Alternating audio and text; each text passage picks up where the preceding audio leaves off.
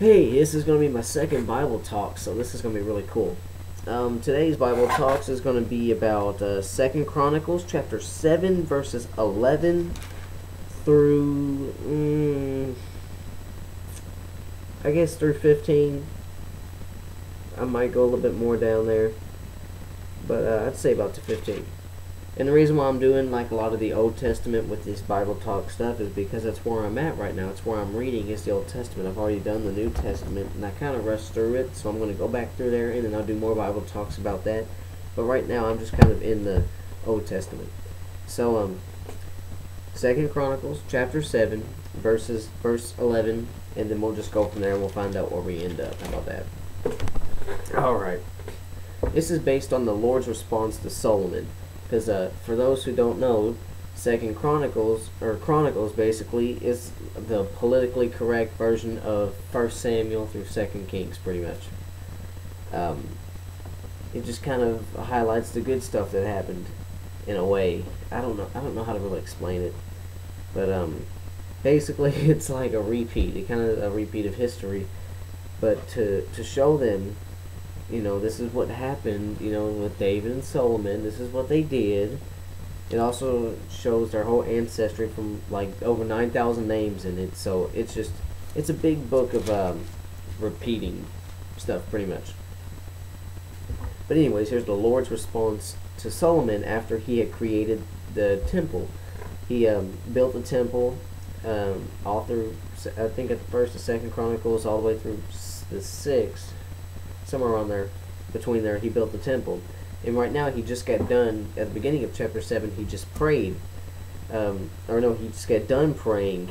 And after he got done praying, they did offerings, they had the festival, the Lord's fire flashed, it says the Lord's fire flashed down from heaven and burned up the burnt offering. I mean, just all this stuff happened, they were having a great old time. And so, at the end of the celebration, Solomon sent the people home. They were all joyful and happy because the Lord had been so good to David and Solomon and to his people. So here's the Lord's response to Solomon. 7 verse 11. So Solomon finished building the temple of the Lord as well as the royal palace. He completed everything he had planned to do. Obviously, I've already explained all this before. Then one night the Lord, verse 12, Then one night the Lord appeared to Solomon and said, I have heard your prayer and have chosen this temple as the place for making sacrifices. So yeah, the Lord chose that. And that place was used for all of it. And it's funny because I've had times where I think the Lord has answered prayers, but he hasn't like just come out and appeared one night and said it, but this just proves right here that the Lord answers prayers. It's, I have heard your prayer and he answered basically his prayer. And this proves right here, I have heard your prayer, that he can hear prayers and that he can do this. And he decided to answer Solomon by appearing to him. Now, obviously, we don't know how he appeared to him. We don't know if he, just walked into his room in a physical form, which most likely he didn't. He mostly just probably appeared to him in some kind of visual dream, or who knows, who really knows. It's fun to think about things like that, though. How did the Lord appear to Solomon? And I'm not trying to, knock off that the Lord couldn't appear to Solomon. I just think it'd be cool to see what kind of responses you'd get from people who, who would answer it. Some of the people at your church, some of the older people, some of the people who are more well knowledgeable about the Bible. Ask them, how did the Lord appear to Solomon? What did he, it doesn't explain how he did it, but how do you think the Lord appeared to him? And just see what kind of responses you get. But just saying, this proves right here that he heard his prayer and he answered it. And he answers our prayers too. Sometimes we don't think he's answered them. And while we're thinking he hasn't answered this prayer yet, he already has. He's already done it. And I've had instances where that's happened, where I think the Lord needs to answer this prayer and he's already answered it, and I just don't know.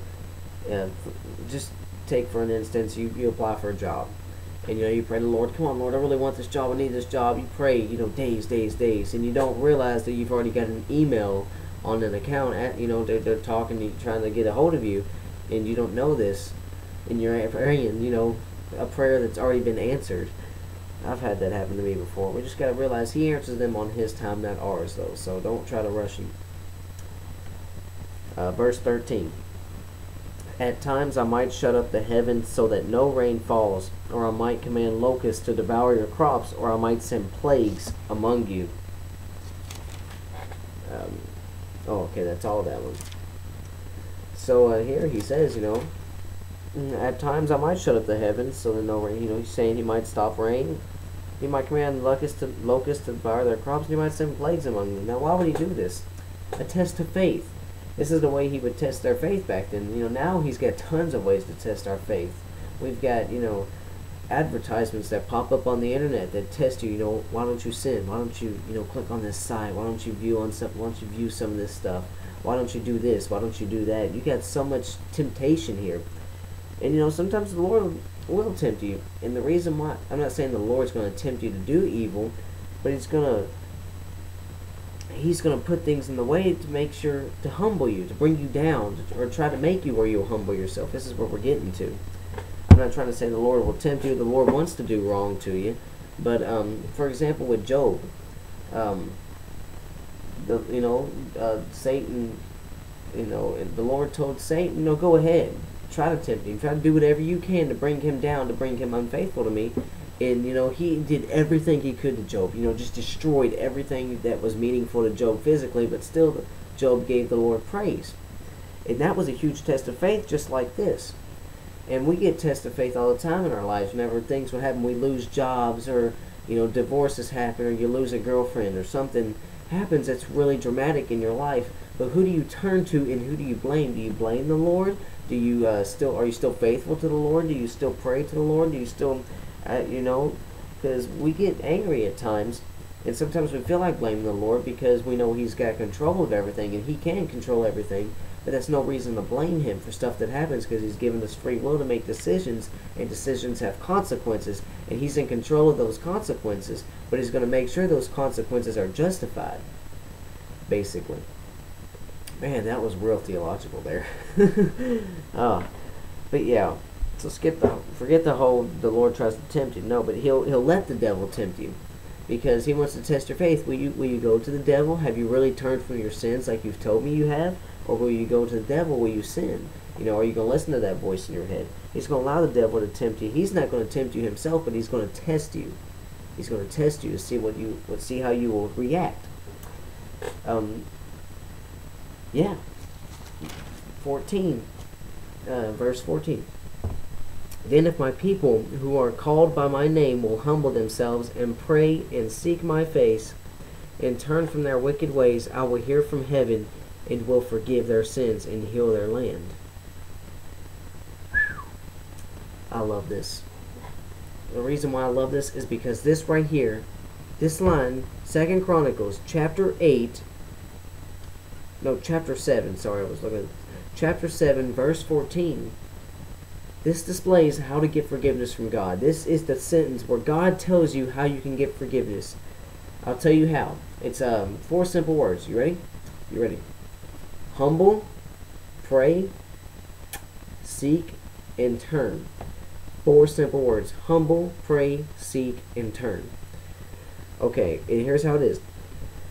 Then if my people who are called by my name will humble themselves, by humble themselves, he means humble yourself. Get down on your knees and tell him, yes, Lord, I have sinned. I have done this against you. And, tell him, admit you are a sinner. Accept that you sinned. Admit that you sinned to him.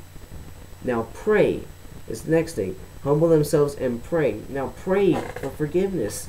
Pray that he will forgive you and wash you, and forgive you for these sins. Now seek. You have to seek continuously for this forgiveness. And seek him continuously. Seek continuously. You don't stop seeking until you are out of breath. And then you seek some more. You seek some more. You seek some more. That's what you've got to do. Just put it this way. Say you apply for a job. We'll go back to the whole job thing. You apply for a job. Okay? You send in an application. Okay. Are you going to get the job if you don't call them, if you don't check your emails, if you don't have anything to do with them? You did that one time. You tried it. One time. You send in the application. That's it. That's all you did to try to seek this job. Are you going to get it? Are you really going to get it? Or, screensaver. Wow, really? Already? Or if you try to seek the job, will you get it if you put in the application, then you check your email every day, then you give them calls, you ask for the manager, you try to get everything you can to get this job, are you going to get a job? More than likely, you will get the job if it's open. And you know what the great thing is? His forgiveness is always open. So it's guaranteed that you will get that forgiveness as long as you seek it. And these are the 4 ways. The last way is to turn from your wicked ways. You want me to tell you why? Because if you don't turn from your wicked ways, you're not proving to him that you have truly repented. Because if I don't turn from my ways, I can say, yes, Lord, I sinned against you. Ask for forgiveness. He gives me forgiveness. I turn around, I sin again. Then I do this. Turn around, sin again, and then I do this. Now, the reason why you need to turn and you need to stay turned around is for this reason. In 2 Kings chapter 22, you've got Josiah. He's the king of Judah. And he did what was pleasing in the Lord's sight, okay? He was one of the few that did like what was pleasing in the Lord's sight. And I mean, he did all this stuff, trying to do religious reforms and stuff, and his life was just basically all great from what I know of until he dies, pretty much. He died in battle, though. All right, but then the rest of these kings, you know, they start coming through, and then they just do all these horrible things. They keep, you know, this is the perfect example. Perfect example. Turn from your wicked ways. Israel, the whole time, you know. One king would sin like crazy, the next king would turn. One would sin like crazy, sin, turn, sin, turn, sin, turn. I don't know exactly. But there was a lot more sinning than turning. And eventually the Lord got fed up with it, and he exiled them. He exiled Israel and Judah. He exiled them, I believe, both to Babylon. He just exiled them. You know, it says... hold on. It says, I had it like right here, and I cannot remember it. All I remember is it says that the guy sinned against the Lord, and when this guy sinned against the Lord, he it said his anger blazed against him. And as his anger blazed against him, he what did he do? Here we go. It was Zedekiah. Yeah, that's a weird name. Oh well.